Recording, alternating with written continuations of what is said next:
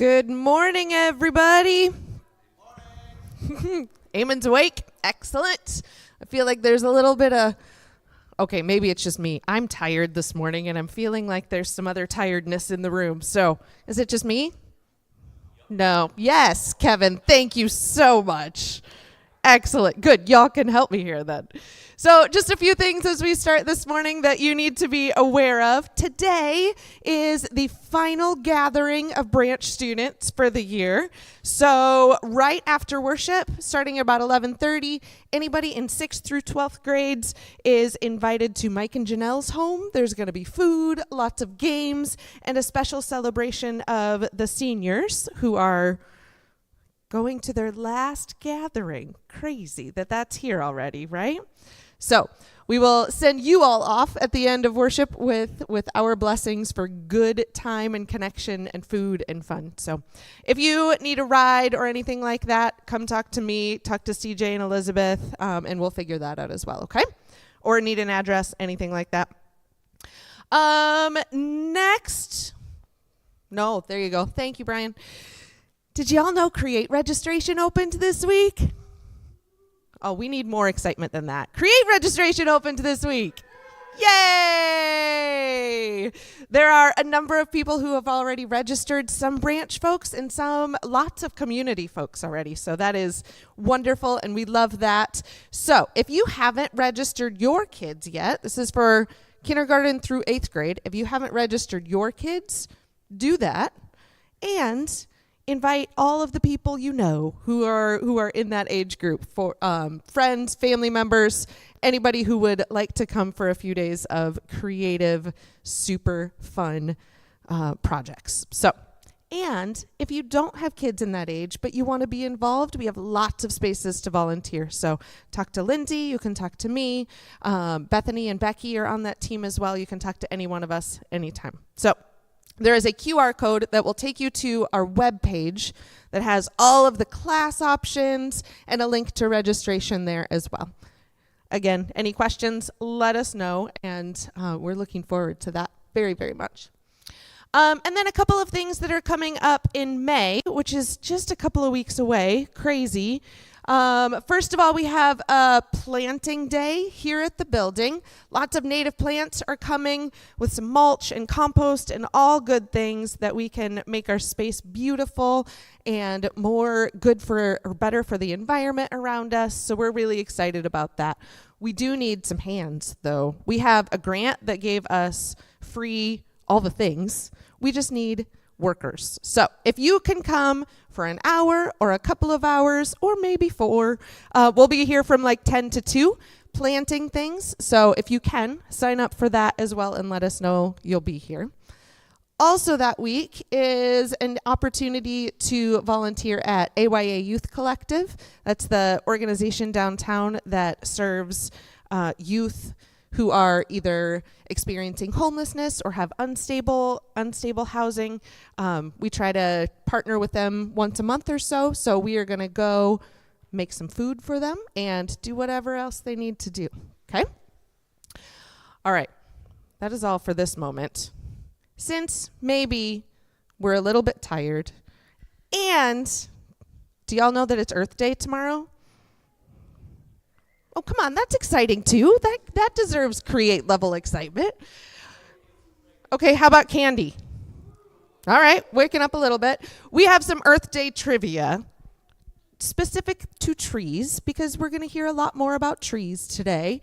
So I have questions, and if you can answer them, I'm going to throw things at you, specifically candy. So yay. Are you ready? You might need Google. If you don't need Google, I'm going to be really mad impressed. How many species of trees are there on Earth? Okay, in between there, what do you say, Nolan?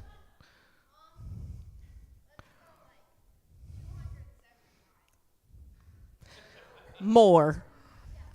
Oh, less. What? Okay, under 100,000. Ooh, we're getting closer. Oh, your Google page says? I believe you. My answer says 60. So great, 73. Smarties or, huh? Or sour things or chocolate. Oh, I did it. You get some too. Do you like sour things? You helped them. Okay. Excellent. Way to go. My answers are clearly faulty. Number 2. How old is the world's oldest single tree? 14,000. I really love your enthusiasm. Can I just tell you that? Less than that. Oh. Kevin, well done. Smarties, chocolate, sour things. 4,855. Some things are coming your way. Not anywhere close. Here's more. There you go. I got one to you.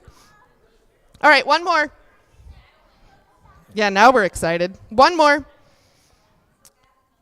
There is a group of aspen trees that are all one organism. Crazy. How old are they? One group of aspens that are all one organism, all connected. How old is that group of aspens?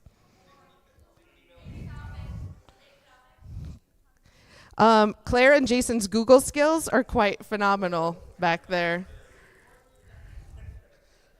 Oh, whoops, I missed. I'm so sorry. I have a whole lot more candy. What did you say? What was the actual answer? I'm just going to start throwing candy. What? That doesn't math? Oh, the math wizard is calling me out here. The oldest single tree. This is a group. Yeah, different. I know. Well, there you go. Now we're half awake, and now some of you have sugar. So, excellent. All right. Just like that group of aspens is all interconnected, many, many, many trees are connected as well. Did you know that? That trees actually are literally connected, that things are going underground and connect the trees, and they kind of talk to each other. It's amazing and beautiful. They are connected in really, really beautiful ways. So we wanted to give you a chance here to think about maybe your roots and who you're connected with, and to have space to say, I'm really grateful for this person in my life who I'm connected with. So you have a couple of options here this morning. Take a minute, think about those connections. Think about your roots that branch out to all the people you're connected with. You can pull out your phone and send a quick note to say, I'm so grateful for you and for our connection. Or maybe there's somebody in this room who you are grateful for your connection with. Go say hi. So we'll give you a few minutes to do that. This is officially our greeting time. So say hello to somebody who you want to say thanks for this connection. Or send a text, stay where you are. That's totally fine. And then we'll move forward here in just a couple of minutes.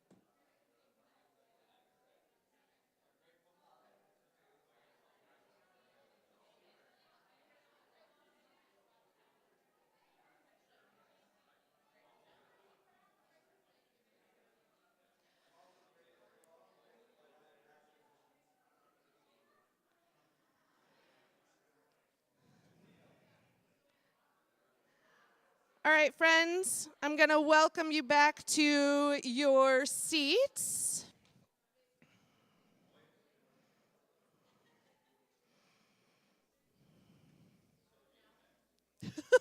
CJ just stole all the candy, so if you need some candy, you know where to go. CJ, Clarence would like some, so if you would like to go be friends and renew your connection with Clarence, you could do so by candy. A couple of you just mentioned to me how grateful you are for the connection of this community, and I echo that as well. What a great group of people to be connected with and to walk life with together. So thank you for all of your connections and your contributions to this community. All right, we are going to move into a call to worship, and then we're going to sing a very simple melody, not one that you've heard before, probably, at least not one that we've done here before. It's a very simple melody about our connections to one another, our connections to the created earth. So I'll sing a little bit of it and then invite you to sing that piece of it with me. We'll make our way through that simple little that simple melody together. But for now, would you stand and say these words of a call to worship? Friends, where can we see God? We see God in the wide reach of sky, in the towering height of mountains, in the depths of the sea, and the vividness of flowers. Friends, where else can we see God? We see God in early morning sunrises, in the quiet after a snow, in the reaching of rivers and tributaries, and in stars that light the night.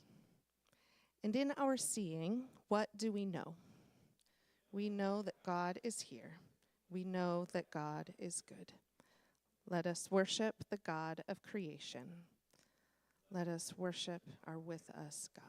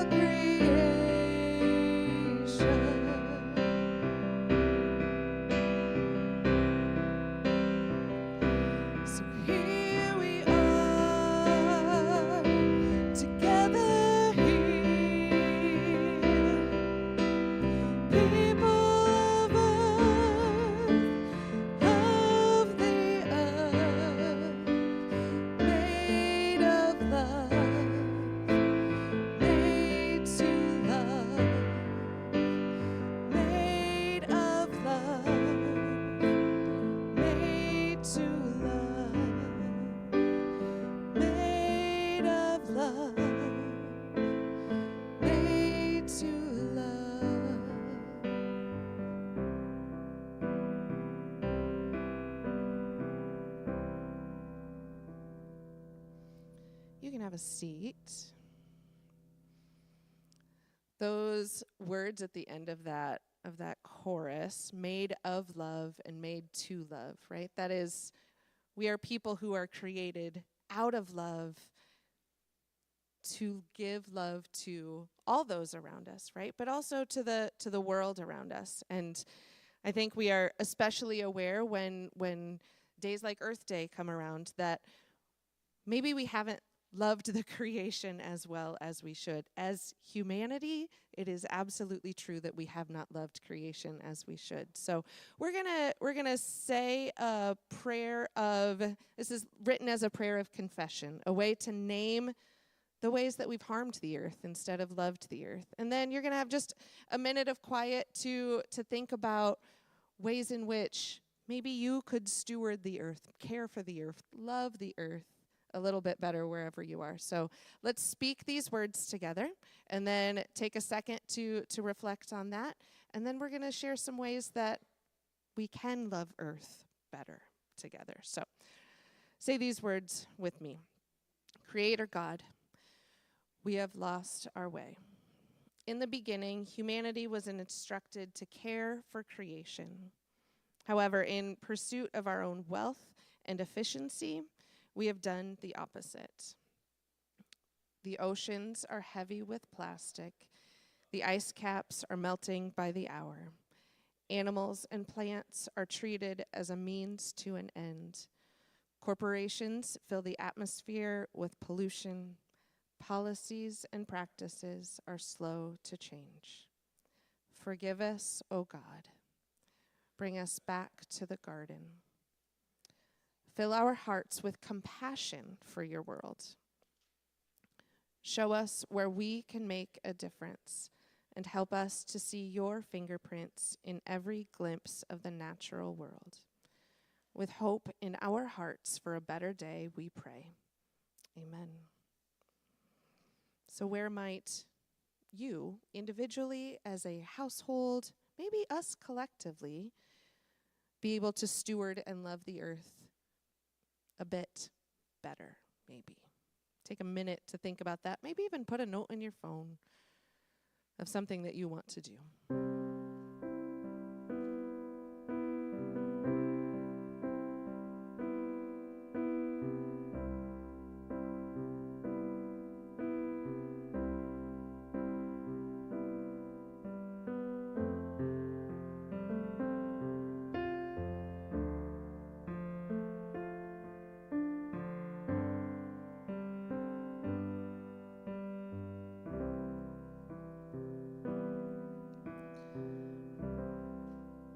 Micah Hairbolt's going to come up here and offer some ways that we can celebrate Earth Day, maybe that we can love our earth just a little bit better. That mic right there is for you, Micah.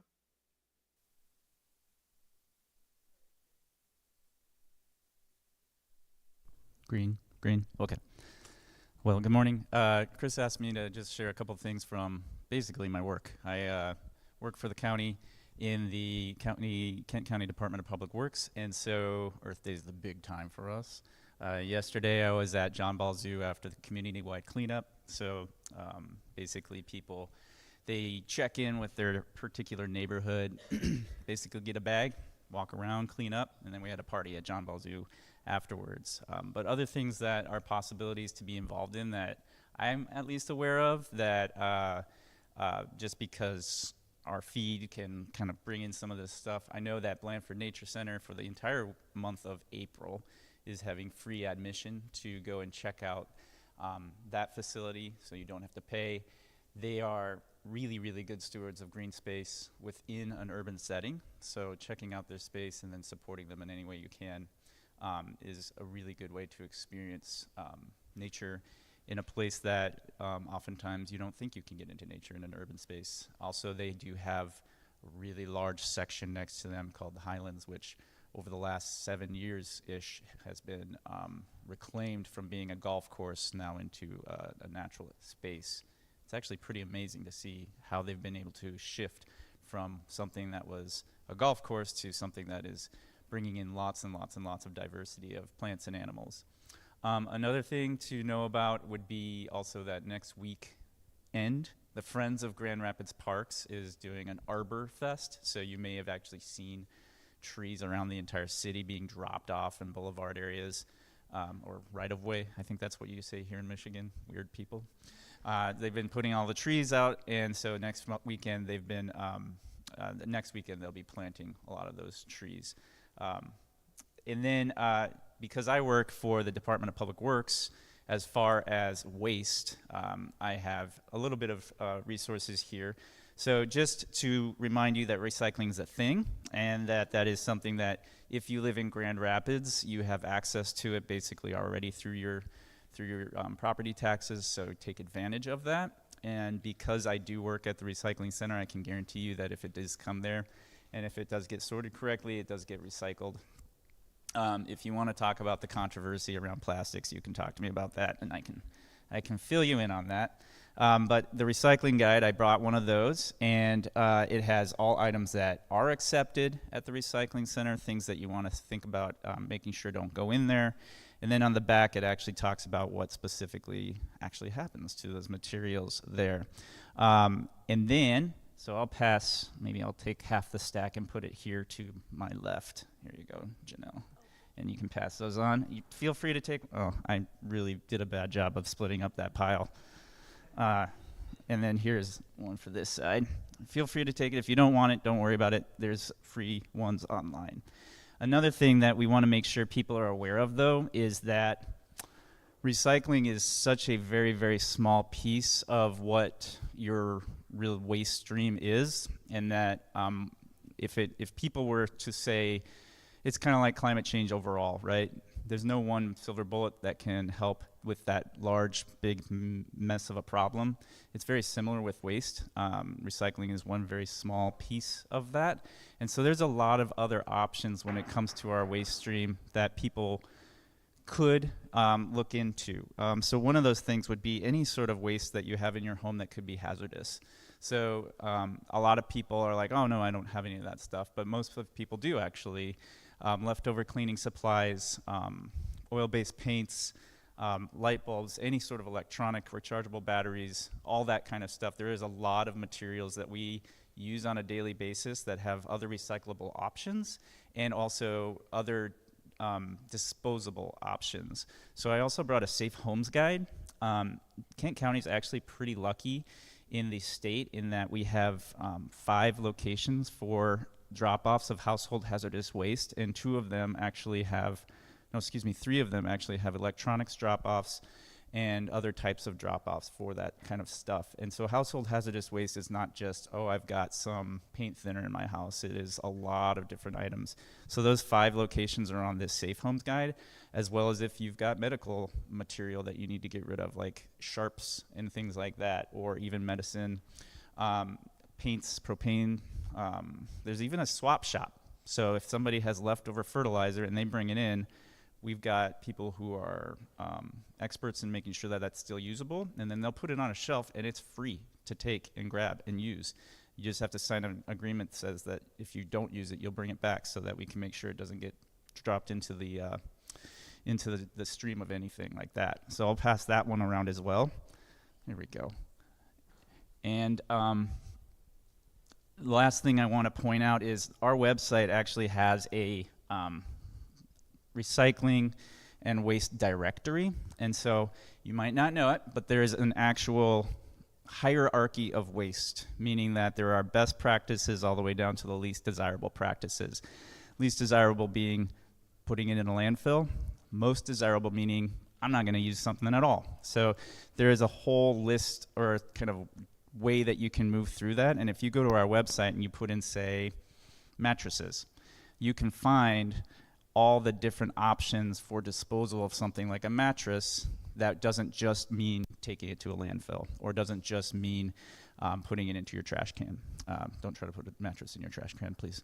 But all of those different options are on the website, and we are not necessarily trying to make it so that people are using our services. We just want them to think that want them to understand that there are so many other options besides just recycling and trash. And then also, If you have the ability, I would absolutely encourage compost. If you want to use a service, there's 2 services specifically in the area that I would encourage you to use. If you have the ability, it is an extra cost, but food waste is a major source of waste that goes to the landfills that can cause quite a bit of damage.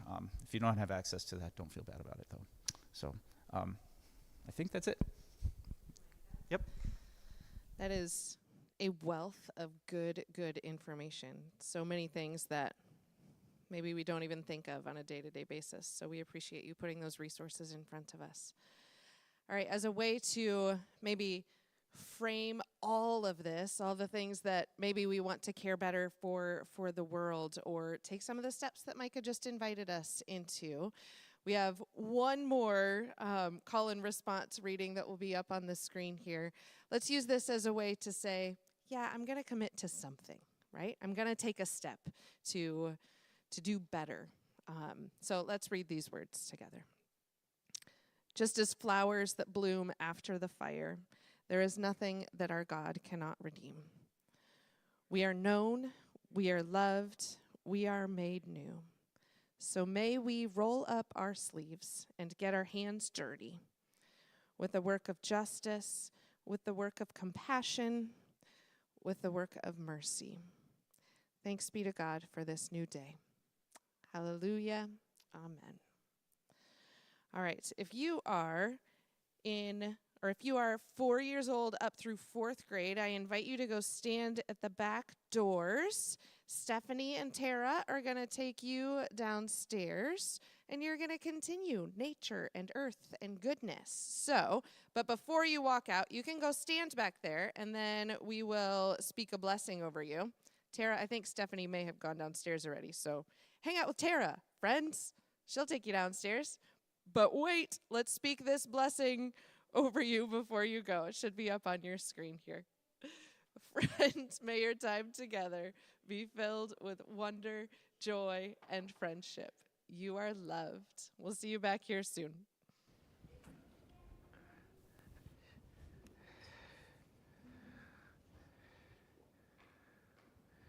Micah, thanks so much for that. Appreciate it. I know you probably could have talked a lot longer because this is something that really matters to you, but I know you're not alone in that. And for those of us who maybe are kind of new to the conversation, I just thought those were really nice entry points, so thanks for that. Appreciate it. The words we just read proclaimed that we are made new, and it's really what we've been talking about here after Easter in this conversation on being transformed.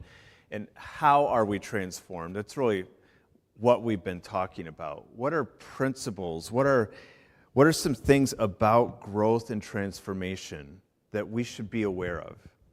And in the first week, right after Easter, we talked about this principle that in order to grow, in order to lean into the process of transformation, we are going to need to become comfortable with both death and resurrection. We like the resurrection part. It's the death part, of course, that's hard, meaning the surrendering, the letting go, the laying down. But as we talked about a couple weeks ago, growth doesn't really happen without some form of surrender. So that was the first week. Last week we talked about this idea that seeing the end of the rope as a beginning, not the end, is a really important principle of our transformation.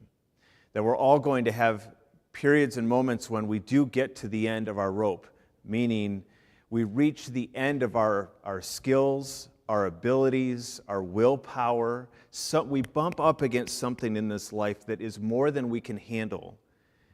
And if we are open and able to be receptive in that space, it actually becomes a crucible in which we are changed and transformed. It's hard. It's hard. All of the things we're talking about in this series are really challenging, but I think they're also true. And so we talked about that last week. Today, the principle had nothing to do with Earth Day on purpose. It just so happens that this is how it worked out. The principle I want to talk to you about today, I want to invite you to be a tree. I want to invite you to be a tree. I think trees have something to teach us. I think often in creation, one of the gifts of creation is that it points us to things that are true, not just in that particular created thing, but in all of creation or in much of creation. And I think trees are perhaps a helpful illustration or example to us of what is true about our own transformation and growth. And I'm going to start with this idea that I think trees help us understand, that growth is rarely a continuous straight line. You may say, hold on, trees start as seeds and then they become these very large, impressive creatures. That's pretty straightforward, isn't it? Well, not really. Certainly you've noticed trees losing limbs. That's not a particularly like up and up straight line. That's can be a pretty devastating, difficult part of a tree's journey. Or humans now have for millennia actually, intervene in the life of a plant by pruning. Yes, Jesus talks about pruning, interestingly, says actually that you will be pruned. That can feel, when you're in the middle of pruning, not like growth, not like an up and up straight line. It can feel something very different. We know trees, of course, go through seasons of drought. They have pests that can harm them, if not kill them. There are all of these examples, and then, of course, all it takes is the cross-section of a tree to make it clear that growth for a tree is not, again, a straight line up and up. The light rings of a tree, you probably know this, are the seasons of growth in spring and summer when the weather is warm. Some of these rings are big, they're wide, they're easy to spot because a lot of growth has happened.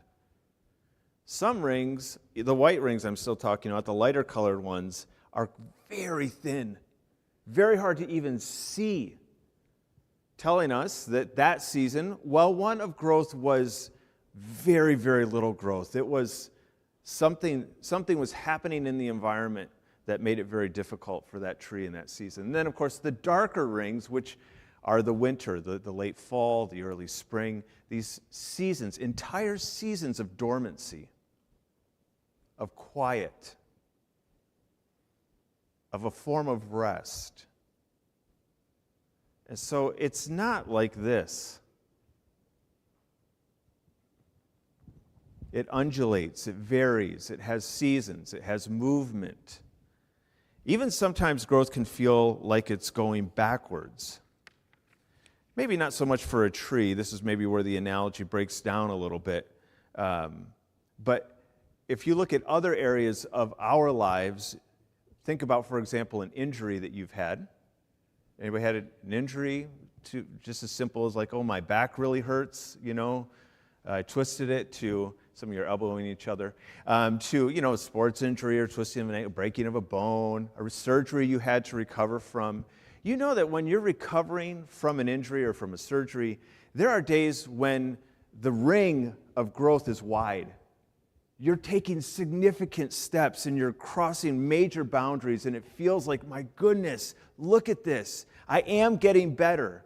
And then there are days when it's nearly impossible. It feels nearly impossible to do anything. In fact, it feels like you're getting worse. You're going backwards. You know what I'm talking about? Some head nods, yeah? Think about starting an exercise program, which is a form of transformation and growth. There are some days when getting out, let's call your exercise program running. There are days when getting out for a run is easy.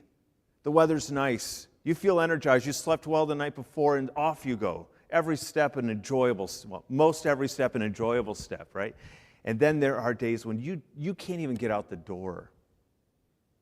And every step hurts. Your body's sore. Your knees ache, right?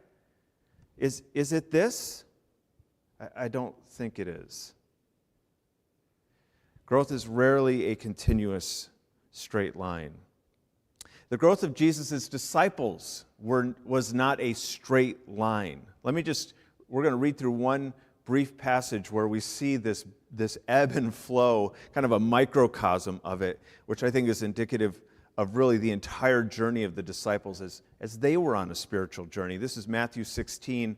Now, when Jesus came into the district of Caesarea Philippi, he asked his disciples, "Who do people say that the Son of Man is?" And they said, "Well, some say John the Baptist, but others Elijah, and still others Jeremiah or one of the prophets." And he said to them, "But who do you say that I am?"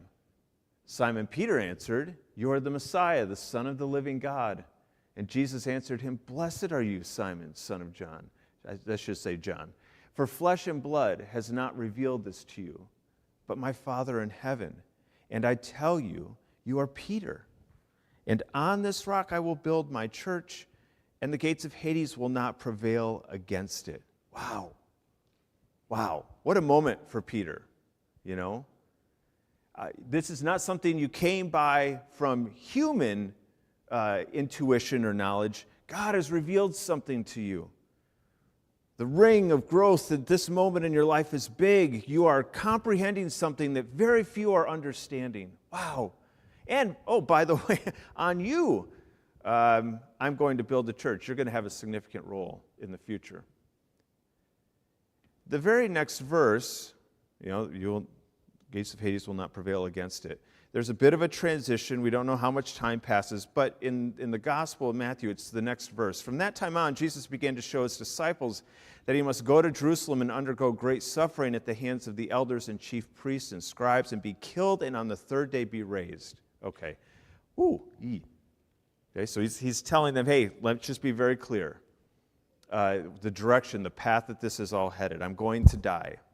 I'm going to be handed over and betrayed. And Peter took him aside and began to rebuke him, saying, "God forbid it, Lord. This must never happen to you." But Jesus turned and said to Peter, "Get behind me, deceiver. You are a hindrance to me, for you are setting your mind not on divine things, but on human things."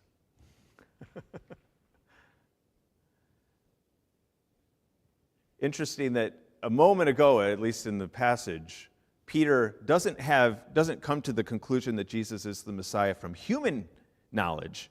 And now here, Jesus is saying, all you're doing is thinking from a human perspective. There's kind of a play happening here, I think, on this idea. But what a roller coaster for Peter. And we could go on and on. We could read right through the Gospels and see him and the others. Peter kind of has one of the more prominent positions in the story. Is it this? Even after Jesus' resurrection and they're now in leadership in the church, Peter is like one day thinking this and believing this and feeling just absolutely certain, and then the next day God intervenes and it's transformation and change of his mind and attitude. I mean, it's something not this. I don't know what it is. But it's not a straight line. We think it is, though, I think. I think we expect it to be a straight line. We expect, for example, for God to always feel close to us. That's one example, right? We think God is always going to be close. It's just going to be up and up. Connection always. Or we think that our prayers, our prayer life, you'll hear Christians say, our devotional life, our practices of faith are always going to be vibrant, up and up. And yet I don't know who that's true, anyone for whom that's true for all the time. I was supposed to have markers up here. I'm realizing I've forgotten. It's fine. Don't worry about it. You're smart people. I mean, if it's not this, what is it? What does the line look like? Is it this, and then this, and then this, and then this, and then maybe we're always kind of moving up, but there's always potential transformation and progress, but right, it's kind of all over. It's full of unexpected twists and turns. There are seasons where it doesn't feel like anything is happening. Where is God? Why don't I feel connected? Why don't I feel vibrancy, right? And maybe even sometimes when it feels like we're going backwards. What I thought was true, I don't know that I believe it anymore. The theological ideas, the doctrines that I grew up on now don't seem to fit. That's not just like flat, plateauing. That's something spiraling downward. I mean, it can be really, really challenging, this journey of faith. Yet I think there's kind of an assumption out there that it's supposed to be this. And we might even look around the room, look around at other people who are Christians, and just look at that person. They seem to have their life so together, and wow, they pray so well in public spaces, and I don't know, I see them with their Bible, and it just must be this. I'm not feeling this. I wonder what's wrong with me, right? We assume maybe it's not this for us, but it must be for everybody else. I think this is really potentially harmful, this way of thinking that we often can get caught up in. I think it can be really harmful. Because if you think that it is all up and up, that it's a straight line, then when it isn't, and it won't be, at some point, if not some points, it won't feel like this. Then what happens? I think it can just wreck us. I mean, as a pastor, especially in the last, I would say 3 or 4 years, have had many conversations with people who've kind of hit some sort of experience or a collection of experiences, or they're looking at the events of all of this that's happening, and they go, I thought it was this and it isn't anymore, and I don't know what to do with that. Is any of it true? What do I believe anymore? I mean, this can really raise big questions. And I don't think we should be scared of those questions. I just think the danger is that if this is what we imagine it should be like, then when it isn't, it can be so unraveling, so kind of shattering to our conceptions that it can really wreck us. It can really wreck us. And so I want to invite us to be people who maybe shift our expectations, who do not expect this, but expect this, something other than a straight line.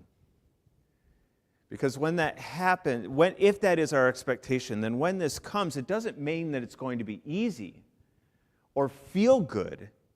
I'm not saying that. It still can be very troubling, very concerning, very confusing.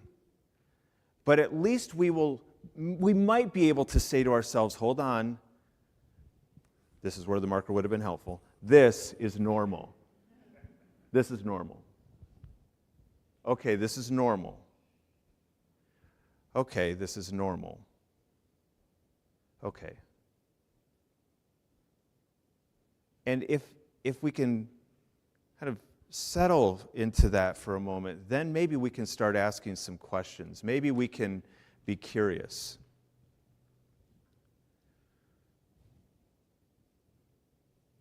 When we hit what feels like a plateau, when it feels like things are going backwards, when there are these massive questions that are arising, I want to invite us to be curious. Here are just some of the questions we could ask. There are so many more.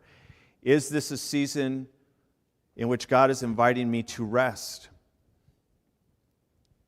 Is this kind of a dark ring, if we're thinking of a tree again?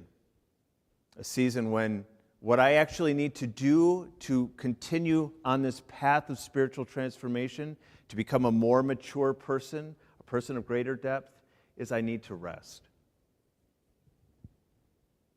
Enter a season of dormancy. What might I need to surrender? This goes back to that first week of being comfortable with both death and resurrection.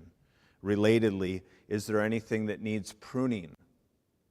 Is there something I need to let go of, something I need to stop? Is there a specific thing in my life, an attitude, a belief that does need to change? What might this season teach me about God's faithfulness? Maybe this is a season when not a lot is going to feel like it's happening, but can this be a season when I lean into a deeper trust that God has me within God's care? What would it mean to grow in patience? It doesn't feel like there's much going on. Maybe one of the things for me to learn is to be patient in this season. Again, these are not like all the questions. They're just a few that came to mind as I was thinking this week. I think the larger point I want to make is this invitation to be curious. If we can understand that this is not normal, and therefore when this happens, if we can have enough awareness to pause and ask whatever is the relevant question for us, I think it will help us in our journey. And the other thing I would invite us to do is to be kind and gracious to yourself. Trees don't seem to begrudge the dark rings or the rings that are very, very narrow. Maybe they don't begrudge anything. I'm not necessarily saying that they have that form of emotion, but how about if I put it this way? There's no natural process by which a tree somehow ejects or gets rid of or sloughs off those rings that aren't the massive ones of growth. They're a part of the tree's story. And whatever comes next, whatever the next season is, it depends on it, it builds on it, must have all of the rings that came before. Brian McLaren, in his book Faith After Doubt, writes this: each stage of growth, like a ring on a tree, embraces and builds upon the previous stage while growing beyond its limits. There is growth, there is transformation. We do grow more than we had. We become people of greater capacity. But we have to embrace and build on what was, or to borrow this phrase, we include and transcend. It's both. We embrace what has come before. We build on it. All of the twists and turns in your journey, the good ones, the really hard ones, all of them have brought you to this moment, to this place, to this season. And any transformation that is to come in your life will be built on, it will include and transcend what has come before. So when you're in a twist or a plateau, can you be kind and gracious to yourself? Can you understand that even the frustrating plateau can be part of your journey and part of something that the Spirit of God uses to take you to greater depth? Can you be gracious and kind to yourself and trust God so that the downward spiral maybe could be seen as as something to belong in your story? That is, I think, often the belonging or the including and the embracing is something that maybe we can only do after the fact, with some hindsight, with some distance. And maybe the best we can do, or maybe the most significant encouragement, is to simply be kind and gracious to yourself. To understand that whatever you're feeling, whatever you're experiencing, it's part of the journey. You're not broken. You're not a terrible person. That this is just part of. This is normal. And whether it's a ring of significant growth or one of none, or a period in which there is no growth that we can measure, the Spirit of God is with us.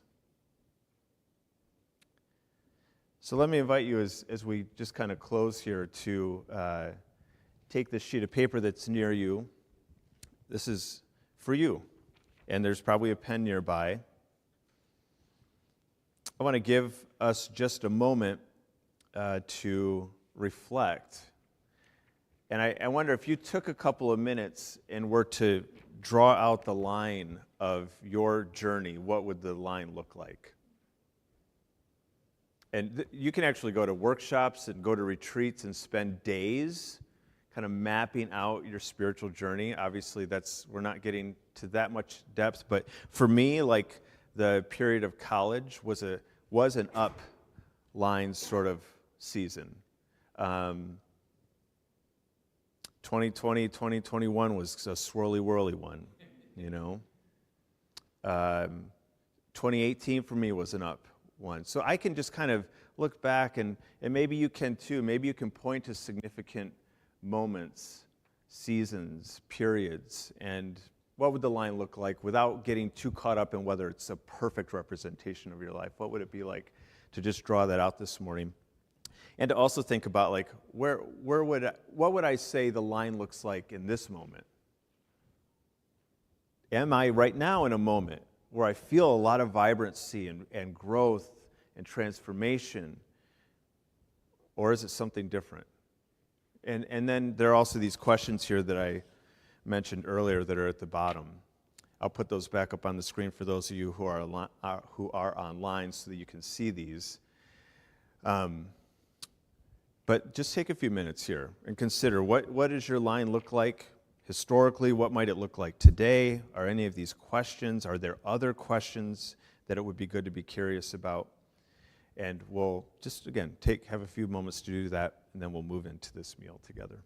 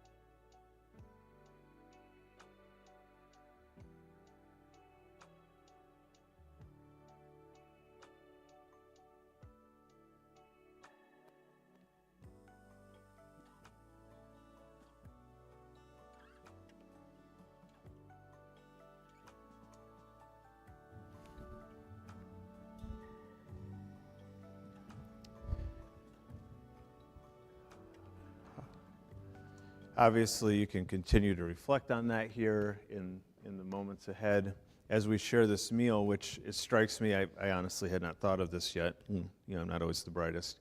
This meal is an encapsulation of the three things we've talked about so far, because this meal, I think, does help us perhaps become comfortable with death and resurrection, right?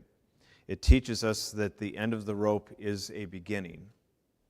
Jesus reaching the end of his rope and yet it not being the end. And then this truth that our path is not just up and up and up, success, and everything working out just as we had hoped. Obviously with the death of someone, So it's all here. Somehow this meal encapsulates so many things. And we invite you to share it with us this morning.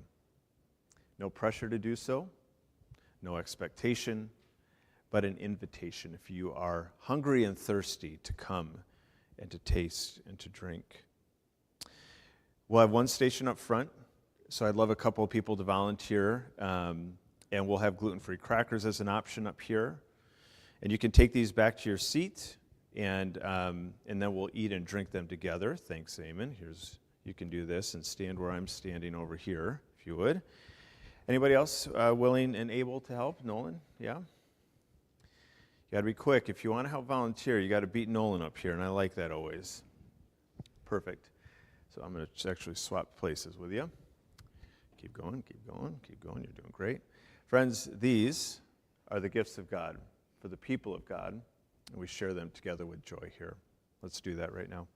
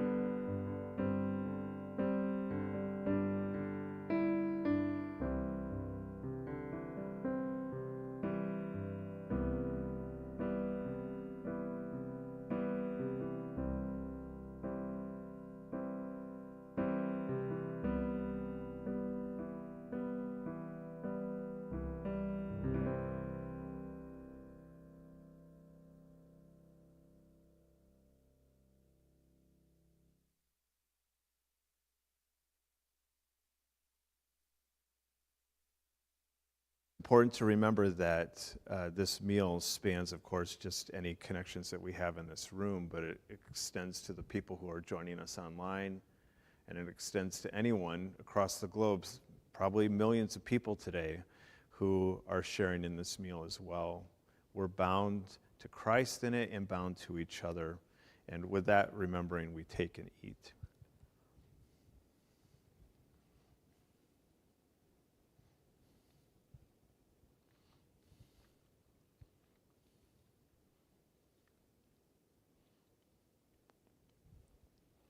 And we drink, remembering the promise that when we lay down our lives, the lives of others are filled just as Christ laid down his life for us and changed us for the better. Let's take and drink.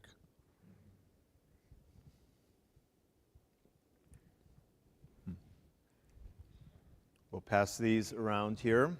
You can put your cups in them, and then whoever's in that back row, you can just leave it somewhere back there, and we'll find it afterwards.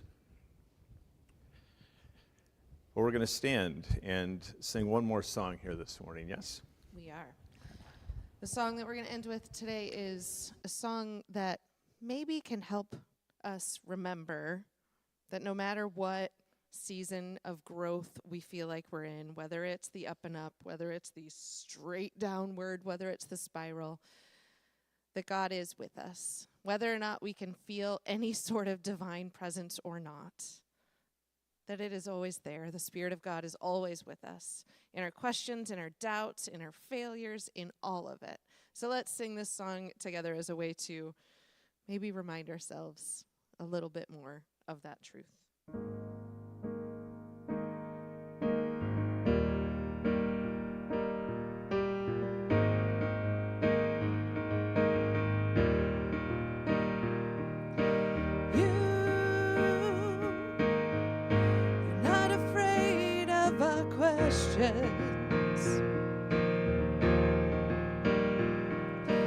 You're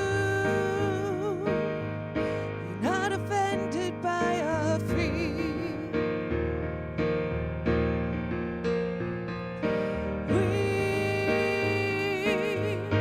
We just really want to trust you. So we bring what we have. Would you meet us here? Lord, you have told us you're for us, even when we don't understand, and we are leaning on that promise, believing you are who you say you are.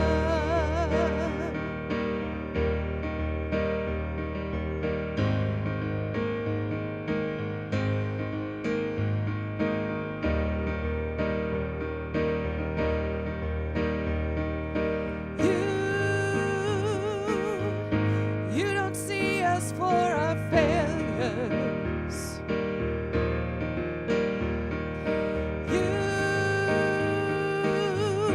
You always find the best in us.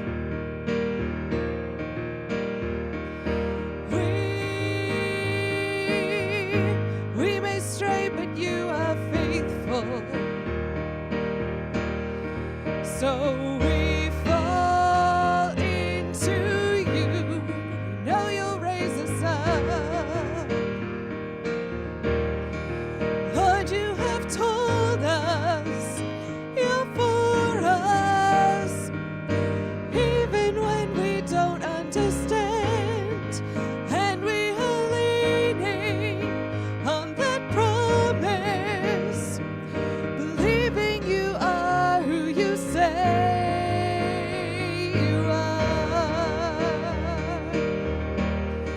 Lord, you have told us you're for us, even when we don't understand, and we are leaning on that promise, believing you are who you say you are.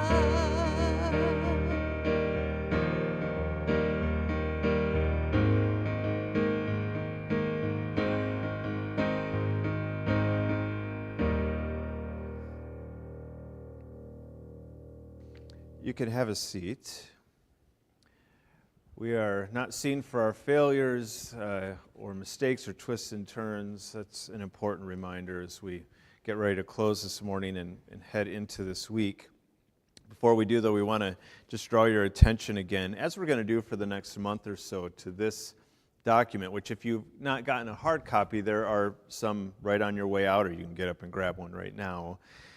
This is an effort for us as a community to try and focus our energy. That's how I think of this document. We're finite people, we're a finite community, and so what are we going to use this precious gift of time and energy to try and do together? And if you flip ahead a couple of pages, you'll see that one of the things that we want to focus on this year is increasing our visibility, which maybe it's a surprise, maybe not, because you would say, well, the branch isn't really all that concerned about growth or becoming this visible church. But two things. One, if I had a nickel, I'm going to sound like an old man, for every time that someone said to me, "Where are you again?" And I said, "Oh, well, we're on 28th in between Eastern and Kalamazoo." And they go, "What? I drive that way every day. I have no idea where you are." I would be a very rich man. Okay, I would be a very rich man. Usually when the branch started, I had to say, well, we're by Red Barn Theater.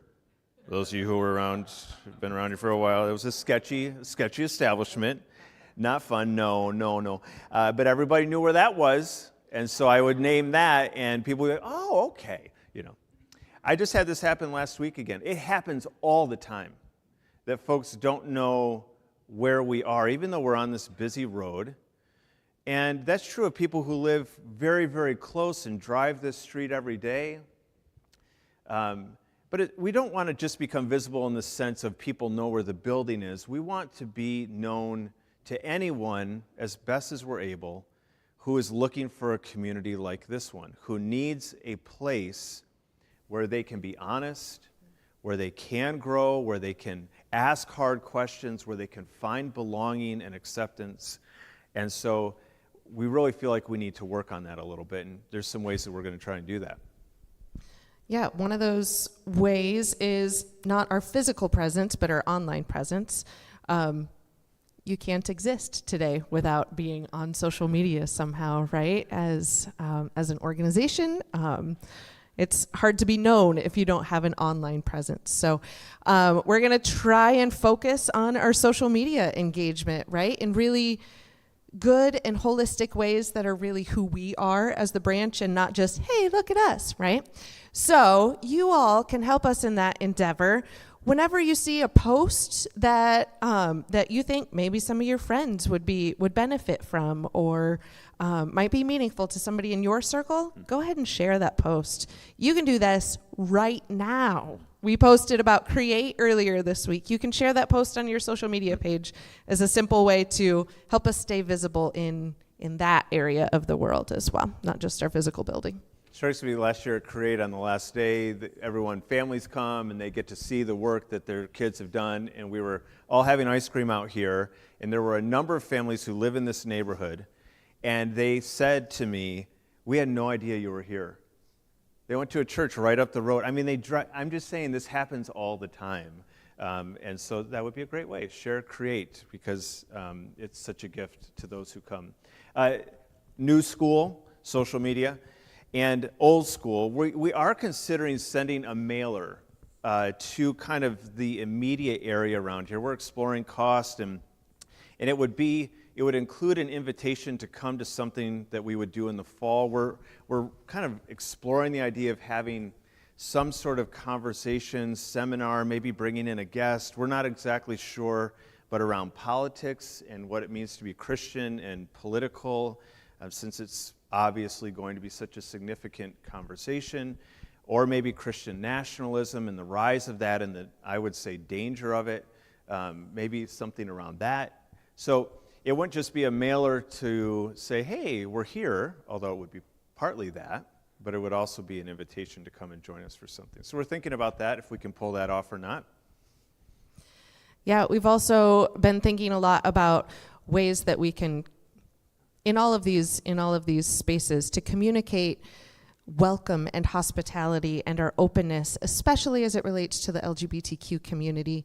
I know some of you have noticed that there was a flag in the hallway downstairs, a pride flag out there, and that it kind of moved around the building. So we're thinking about ways that we can make that more visible and known, including even redoing a sign out front, and just to make sure that all people know they are welcome, and this is a place of welcome and belonging and inclusion. So we're looking at some other ways to do that. If you have ideas of any of this, we'd love to hear it. This is not a stewards and staff decision. This is a branch project. So we'd love to hear any and all feedback on all of these things. Yeah, then again, it really is to reiterate what you said, but you'll find the last point in this document is this invitation to all of you to be invitational. Most people find their way to the branch either through our website, right? They're online and searching churches in Alger Heights or churches in Southeast Grand Rapids, or they come because they know someone who's here. And often those relationships are like they're distant sort of Few steps of relations. There are a few separation. steps of separation in them. But it's enough to, if you go there and I trust you, then maybe I'll check it out. And so you're going to hear us just try to encourage all of us more often to be thinking like, who in my life is in a place where a community like the Branch would be a gift? We're not for everybody. We won't connect with everyone. But there are people out there, many, a growing number, who I think might be really blessed by a group like this, by you all. Okay. So that's the first one on this list. Next week we'll talk about another one, and then the next one. And you'll find also that we are going to have, as Teresa said, concrete ways for you to help us with some of these things. That's coming too. Questions? I didn't plan on doing questions. Comments? Thoughts? Okay. It does seem like it might be good to pause for a moment. When this document has worked in the past prior to COVID, and we would do this in 2018 and 2019, it worked because we did it together. As Teresa said, this is not just a couple of people. And so let me invite you to join us in whatever ways make sense for you. We need you, and we know it will be better if we're doing it together. Okay, let's stand as we prepare to leave and head into a week of warmer weather, I think. Is there something? Very good. Yeah, gotcha. Okay, all right, good. I didn't know, maybe there was another announcement or something. Don't forget, if you're a Branch student person, there aren't many here, but I know there are many going. That's like right away at Mike and Janelle's. Just follow Janelle to her house. Yeah. No? Yeah, okay, good. I thought so. Friends, this week might involve some twists and turns. That's possible, at least for some of us. It might not go the way that we thought it would. It might have some challenges we didn't expect. It might, for some of us, be a week of delight and joy, of up and up. There will probably be all of the above as you think about how this week lands for each of us. Whatever the case may be for you, may you be people who remember that you are loved and that you are always within the care of God, always.